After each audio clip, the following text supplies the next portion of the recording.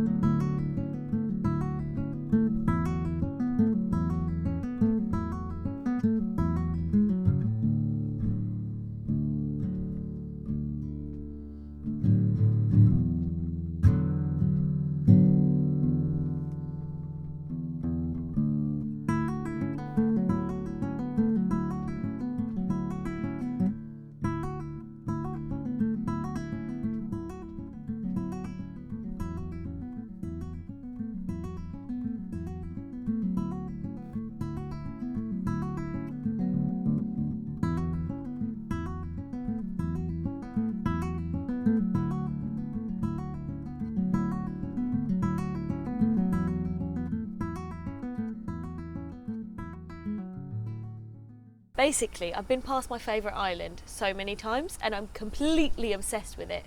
So I thought I'd better probably tell you about it. So the island is called Eyot Island, and it's just as you come from Teddington up towards the mouth of the Wey. Just before the Wey turn off is Eyot Island. Eyot Island looks to be abandoned, although maybe not anymore.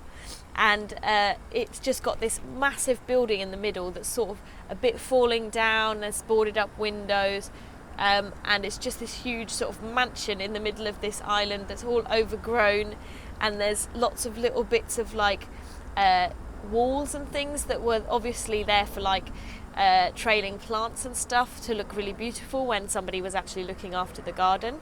And it's got like 20 moorings around the outside. It's got this beautiful walkway that goes over the top of the Thames to get off the island, and it's got a slipway and a couple of really nice big sheds and workshop rooms. So basically, I'm bloody obsessed with this beautiful island. First of all, my reaction was, oh my gosh, someone has to write a horror movie set on this island. Maybe like something where it's like zombies and they're hiding from zombies on the island, and then the zombies learn to swim, or maybe there's like a killer loose in the island, and if they stay on the island for a week, then they're gonna win £1 million. I don't know, but I think there's a lot of inspiration there for me for horror movies. And the other thing is that I've kind of done a bit of searching online. I've seen the inside of it, and my God, it's beautiful. What I would do if I actually won the lottery is buy this island. I'd turn it into a wedding venue for boaters. So I'd turn the big building into a B&B, and then the downstairs could be the venue part. The outside has got about 20 moorings, so say a boater's getting married, all of their boat friends can come and moor their boats on the island, and then all of their land friends can come and stay in the B&B, all have a massive knees up, and then everyone doesn't have to go home, so the party can go on and on. Plus, it's in the middle of nowhere, in the middle of an island, probably be as noisy as you want. What could be better? And also beautiful. Like, there's a couple of wedding venues on the Thames, but they're nowhere near as beautiful as this bloody island. It's just gorgeous. And yeah, and seeing, so what I found online was like an old listing for where it was sold like 5-10 years ago, and it was sold at auction, and it went for like £4 million, which is literally nothing if we're talking islands on the Thames. Like, to get a house on an island with 50 other houses on the Thames is like £1 million. So have one island all to yourself with the house, with the workshop, with the slipway and all the moorings just seems like the biggest bargain of the century. And it's just sat there empty for so long, which is so sad.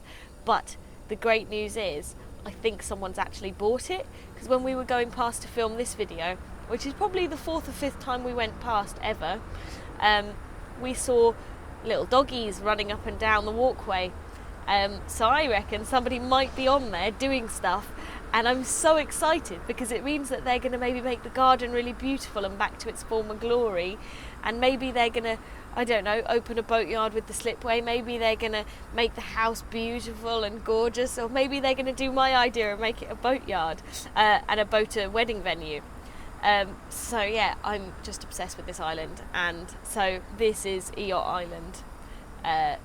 This is like my dream of dreams, although maybe there are better islands in the Thames. I haven't explored them all yet, maybe that's for another video, but yeah, that's my absolute dream of dreams at the moment.